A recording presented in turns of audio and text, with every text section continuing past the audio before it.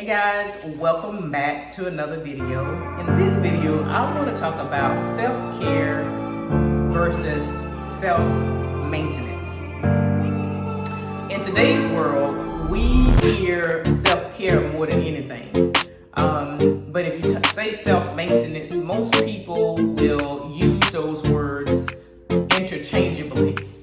However, I think that there is a defined and distinct difference.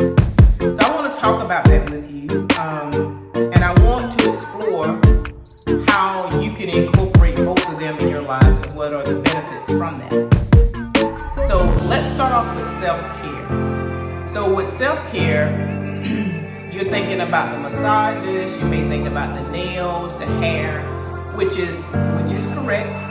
What I would like to call self-care for the purposes of this video as taking care of the outer things. These are things that other people can see. So, for example, like I said, getting the nails done, getting your hair done, massages, facials, pedicures, maybe even improving your wardrobe and dressing well. But all those things that I just outlined and named, they help you reduce stress and anxiety for whatever reason. Maybe it's something personally, maybe it's something that you feel like helps relaxes you. Maybe it's something that you feel like you just deserve. You deserve to have a facial, you deserve to have a pedicure and a manicure. You know, you think about how many people spend probably hundreds of dollars for a set of nails every 2 weeks, right? There are some women that feel like that's something that makes them feel good and better about themselves, which I think is great. Whatever you want to do, as long as it's not damaging to you or to anyone else, I think it's great. But I want to talk more about self-maintenance. Self-maintenance is things like, I want to call that the inner man, things like prayer and meditation, mindset work, eating a balanced diet, even exercising, getting enough sleep. Those things that I think that will help you more develop as a person. It will help you mentally and emotionally. And I can't say that getting a pedicure, manicure won't help you mentally and emotionally. But I think I'm talking about working on the inner man, really working on your mindset, really taking account of where you are and how you need to improve to be a better person. Having those deep, dark conversations with yourself and being honest with yourself and being willing to make the changes that are necessary in order for you to improve, no matter how hard that they are, is things that really kind of help you function and continue to be your best self. I look at self-maintenance as this thing of constantly being willing to refine yourself to be better. You know, if you look at life, we can get distracted by so many different things. You know, for some of us, it can be going out and spending money. For some of us, it may be taking a luxurious trip. For some, it may be going on a shopping spree. For some, it may be in the presence of the opposite sex, whatever that is for you. But that's what I would call self-care. But self-maintenance is really doing that inner deep work. Going to those areas and those boundaries that feel uncomfortable and make you feel vulnerable with yourself, and doing the work that's necessary in order for you to improve. So if I would have to evaluate which one's more important, I would say self-maintenance is more important. You cannot even imagine, and I was shocked to see this over the years, I've seen how many people really run away from themselves or not be honest with themselves and don't want to really sit down and deal with their emotional issues. They're willing to push it off on other people, or they're willing to continue to live a life where they produce and show bad behavior, but they don't want to sit down and get to the root of the problem. And I think you do yourself a disservice when you do that.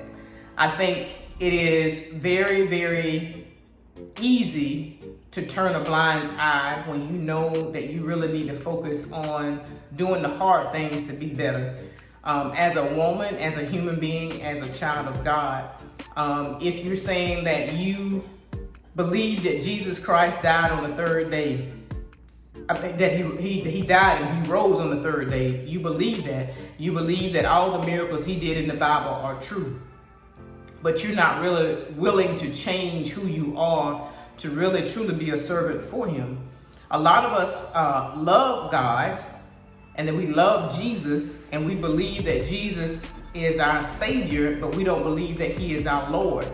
And when you say that Jesus is my Lord, you really have to sit down and evaluate yourself and really come to grip with those things that don't align with him being Lord and Savior. So sometimes that's really having some tough conversations with yourself in order for you to improve. And here's my thing. I want to be the best that I can be. For myself, but also so God can use me. And I know that I'm flawed. I've made a lot of bad decisions over my life, but I want to improve and I want to be better. And the only way that I can do that is to really go inward and really start evaluating every thought, every action, and really challenging that according to what the Word of God says for me, right? Or what the Word of God says. And now I can make a informed decision on how I need to move forward. I can no longer lean unto my wisdom. I have to lean unto the wisdom of God in order for me to be effective and efficient. I don't want to continue to make mistakes that I've made before. I want to be better. In order to be better, you have to do the inner work, and you have to be honest with yourself in order to make the decisions that's necessary in order to go forward and be productive, so you're not stagnant and wasting time. We don't have time to waste time. And the only person, when you think that you're getting by, you're doing less than, you think people don't know, the only person that you're hurting at the end of the day primarily is yourself. You're hurting other people because there's somebody waiting on the other side of your breakthrough and your blessing, so you can move forward, and now your testimony can now help them. But I just want to encourage you today, understand self-care and self-maintenance. All this foo-foo stuff about shopping, buying the bags, the car, the pedicure, the manicure, all that's great. Find out a way to do it. But if you want to focus on something so you can be impactful and powerful during this season, is really focus on you. You know, sometimes when you look in the mirror, you think you're so cute and you got it going on, but you can have the nastiest heart and the nastiest spirit. Your heart is stony, and you think God can use you with your little stony, nasty heart. One of the worst things that I've ever experienced, which was the best thing for me, is when I asked God to show me what he sees in me.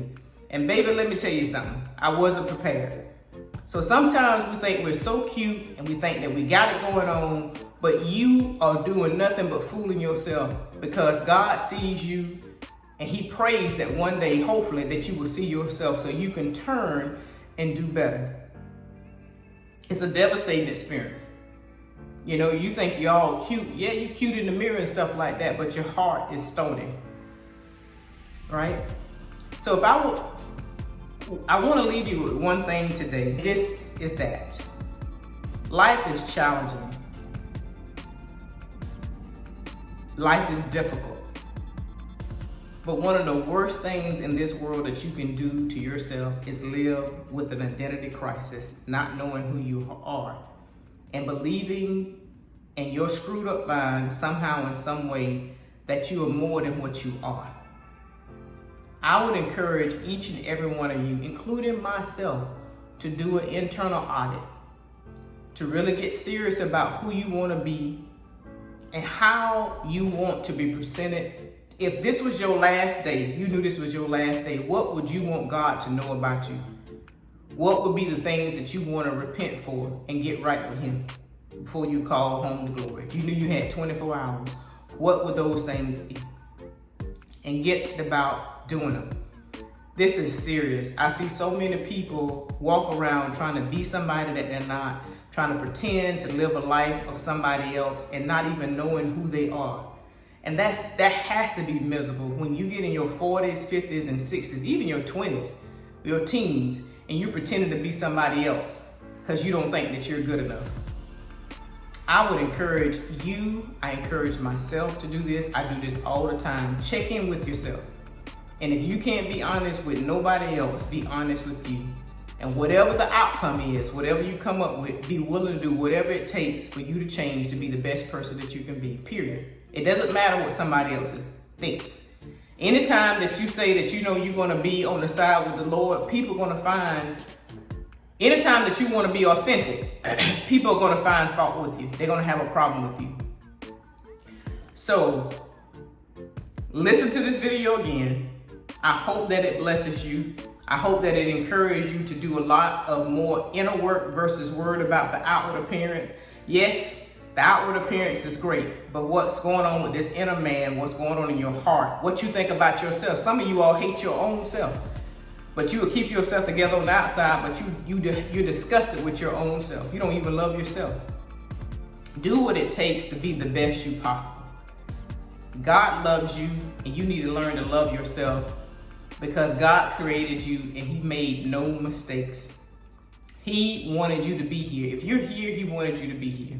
And it's up to us to take this life and make the best of it and do the most that we can with what He's given us. I would encourage you to sit down with yourself, share this video out with someone that you think can benefit from it, and just stay tuned for future videos about personal growth and healthy living. Take care, everybody. Bye-bye.